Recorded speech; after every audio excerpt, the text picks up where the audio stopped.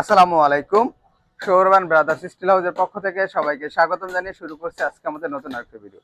তো প্রিয় দর্শক বন্ধুরা, আজ আমরা চলে এসেছি মোহাম্মদ আতিকুর ভাইয়ের বাড়িতে, রংপুর সদরে। আর আমার পিছনে দেখতে পাচ্ছেন একটি ভিয়েতনাম বিশাল আকৃতির গেট এবং এ পাশে আর একটি পকেট গেট ফিটিং হয়ে গেছে ইতিমধ্যে। তো এই গেট সম্পর্কে বিস্তারিত আলোচনা করব। তো প্রথমে যদি হ্যান্ডেলটা দেখাই, হ্যান্ডেলটা কিন্তু আমরা গোল্ডেন কালার করে দিয়েছি যাতে দূর থেকে এর লুকটা অনেক সুন্দর হয়। আর এখানে যে পাতিগুলো দেখতে পাচ্ছেন এবং এই পাল্লায় রয়েছে, এখানেও কিন্তু এখনো তোলা হয়নি, গোল্ডেন কালার। যখন তোলা হবে তখন কিন্তু এরকম লুকসটা চলে আসবে। আর এই গেটে যে ফ্রেম ব্যবহার করেছি, এই গেটে 1.5 inch by 3 inch 2 milli frame ব্যবহার করেছি এবং আউট ফ্রেমটা দেখতে পাচ্ছেন, আউট ফ্রেমটা কিন্তু 2.5 মিলি বক্স আমরা ব্যবহার করে দিয়েছি। এবং এই গেটটি খোলা এবং বন্ধ করা এটা আমি দেখাবো, যেটা স্লাইডিং ফোল্ডিং গেট।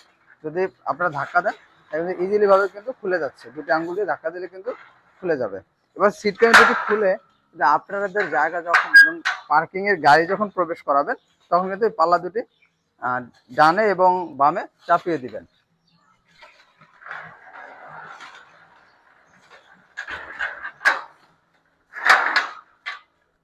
তো প্রিয় দর্শক বন্ধুরা, এখন আমরা পুরো ওপেনিং কিন্তু পেয়ে যাবেন পার্কিং এর জন্য, আপনাদের কোনো জায়গায় কিন্তু মাইল যাবে না। তো প্রিয় দর্শক বন্ধুরা, আপনি এই গেটগুলো 3 মিলি, 4 মিলি এবং 5 মিলি, 6 মিলির মাধ্যমে তৈরি করতে পারবেন।